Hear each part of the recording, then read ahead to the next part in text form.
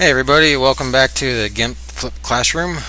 This is lesson 4, and today with this particular lesson, I'm gonna show you how to do another type of cutout. In the last lesson, I showed you a very basic, simple way to cut something out of a photograph. It's kind of a sloppy way, but it's a fast way. I use the free select tool. If you remember, the free select tool is located right over here. And basically what we're going to do now is we're going to use the free select tool again, only we're going to use it in a different manner. I've shown it to a couple of students already in class, but this is a really good way to get a very precise cutout. And it takes a little while. It takes a lot more patience. It takes a bit of time, but it's going to help you get a very precise cutout, one that you will almost have to do no erasing with. So, I mean, if you think about it, if you use it the way I showed you before, and then you go back through and you do all the erasing, which you end up doing is just end up spending a lot of time with it anyways, and then sometimes you run into the problem where you make mistakes with your eraser.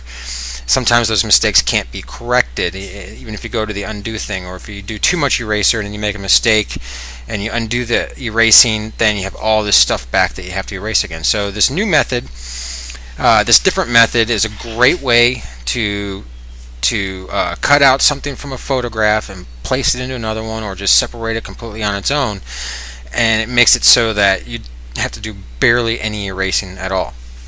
So let's get down to it. In this picture, this one you've seen before, it's me and Darth sporting. What I'm going to do is first thing I'm going to do is I'm going to take my magnifying glass over here in the toolbox, and I'm going to zoom in on it, and then let's see here. And then in my toolbox, I'm going to grab that free select tool again, which is right here. Remember, in the toolbox, if you can't see on your screen what tool it is I'm selecting, I'm using the free select tool. If you hover your mouse over any of these tools, there's a little window that pops up and it tells you exactly what the tool is. So again, I'm going to go to the free select tool. Now the free select tool, like we did before, remember last time, I just kind of drew a line around. I kind of just drew a crude line like this, and let's see, something like that. And then I had my cut, and then I could take the cut. Yep, once I got my blinking line there, I could take the cut out, and then I bring it into another photograph or what have you, and there we go. So what I'm going to do now is I'm going to get rid of that. I believe that's under select none. Okay, yep, I went to select none, got rid of my selection, and now I'm going to grab that free select tool again. I zoomed in for a reason, because I'm going to take my mouse tip here, scroll down, and I'm going to click right here, and I'm going to bring my mouse up, do another click here, and I'm going to keep following Darth sporting around. I'm clicking, because I'm placing these points on the cut, and I can get very precise. And so if I zoomed in even more, I could even get this more precise, but because I only have a 15-minute video, I'm going to quickly do this. The more you magnify in, the more you zoom in on it, the more precise your cut will be. So that's kind of what I'm trying to do here. I'm trying to do as precise of a cut as I can. Again, this is with the free select tool.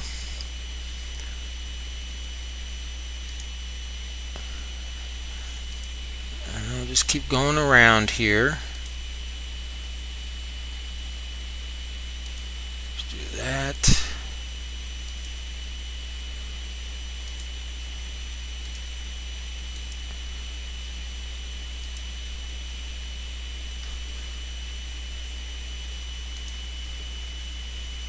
Just keep going around.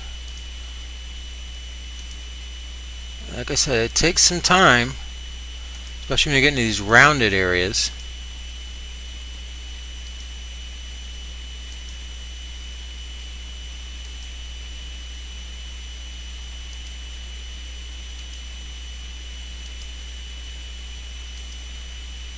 And sometimes when you're looking at it, it can get a little, you can get tricked just a little bit into thinking that you're cutting your picture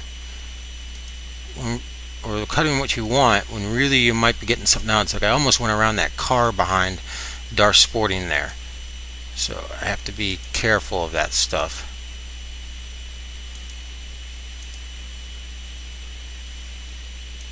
Take that up just a little bit more. Takes a little bit of practice getting used to it, but once you get used to it,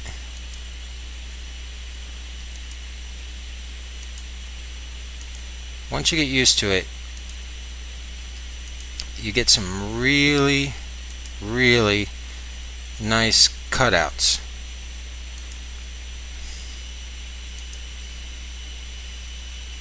And see, I have to be careful here because that's his cape that I'm going around right there.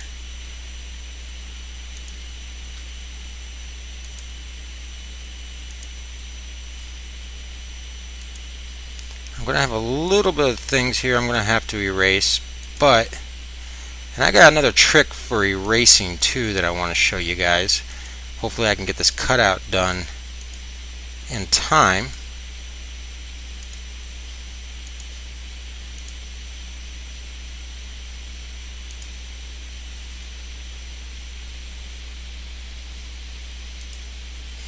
Okay, looks like I missed a little bit on the bottom, but that's alright. So, you can see I got my squiggly line going around him here. Now, just like before, I'm going to press Control C because I've selected that. I'm going to go File, New. Just go to my Advanced Options. Make sure I have Transparency here. I click OK. Now I got a new image. Press Control V and take a look at that. Let me zoom in on that so you can see my magnifying glass. And I pretty much just got Dar Sporting there. I mean, yeah, that's basically it. It's all it is Dar Sporting. I can take him, I can move him down to the bottom of the photograph, and then I can put anything behind him that I want. So I got my floating selection, pasted layer. Got to remember to change that. Darth Sporting. Press Enter. I got my background. I got Dar Sporting. So let's go and get a new layer. Or no, I'm sorry. Let's get something else. Let's put something behind them real quick. And let me see here. I'm going to go to my pictures. I'm going to go here. And I'm going to grab, let's see, this is the logo of my supporters group. Okay, it's going to be down here somewhere.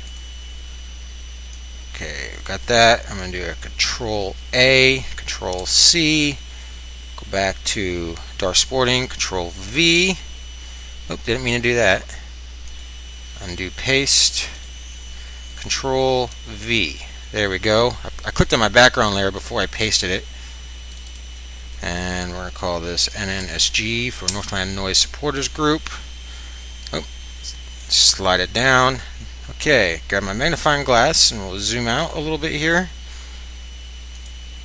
Alright, and then you can see I've got Dar Sporting standing in front of the Northland Noise logo. But you can see that my Northland Noise logo is too big for the photograph. So what I want to do here is someone else showed me this in class. The name actually kind of escapes me right now, but I want to shrink down my Northland Noise logo here. So I'm going to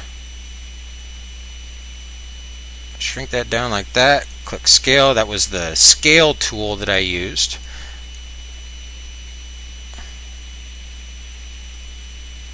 And it still seems a little too big, but it still looks a lot better than it did before. So now I got Dar Sporting standing in front of my Northland Noise logo. Okay, I'm going to just try to leave it like that a little bit. I can actually take my free select tool here. I'm not going to do that right now. What I'm going to do actually instead is I'm going to add a little drop shadow to Dar Sporting, so it kind of gives them a little bit more of depth going on there. So I click my Dar Sporting. I'm going to go to Filters. I'm going to go to Light and Shadow. I'm going to do a drop shadow and get my drop shadow window here, and here's where I can change some of the aspects of it. I'll bring it up to 90. I select OK, and now I got a little bit of a nice shadow going on behind him there, so it kind of gives it a little bit of a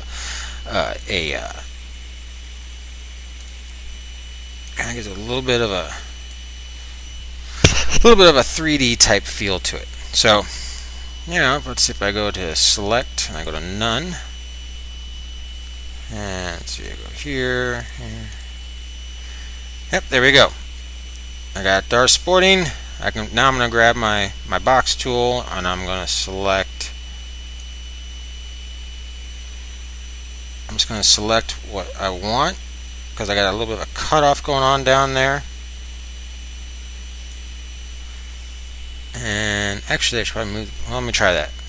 Control C, File, New, Advanced Options, Transparency.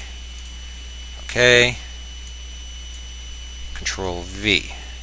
Yep, that didn't work. So I'm going to delete that layer. I didn't think that was going to work. I have to go back to this layer. What I want to do is I want to merge all of the visible layers. So transparency, I think it's over here. Merge down. Oh, I was going to try to copy this picture and just what I wanted, so I didn't have this spot down here that was blank. Let me see, if I go to drop shadow, maybe I can move that.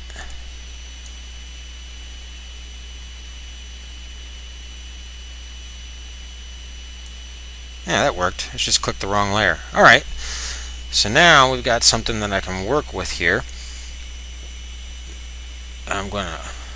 Now I still need to merge these layers. Okay, scale layer, merge visible layers. Okay, I right clicked. Let me show you what I did there. I have 4 layers. I right clicked on the top one. I went to merge visible layers. This window pops up. It says expand as necessary. I click merge. Now I'm down to 1 layer.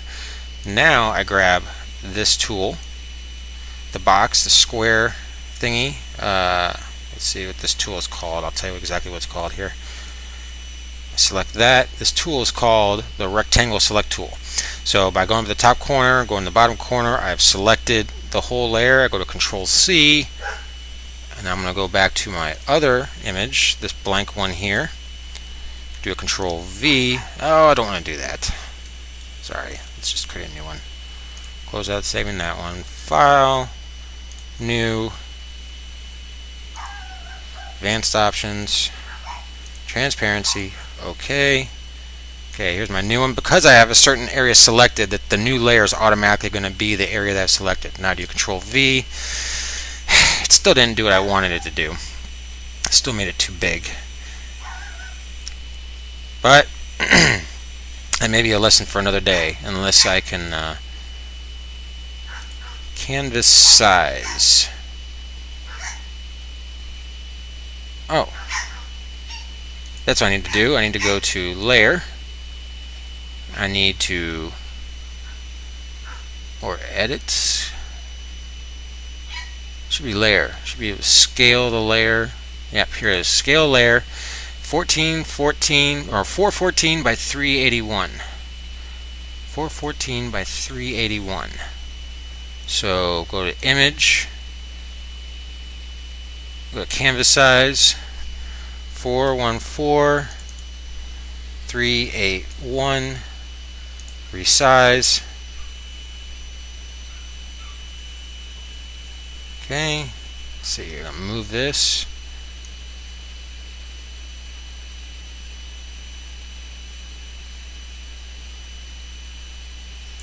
And there we go. Still have a little bit down here. I probably need to shrink that down just a little bit more, but that's okay. I got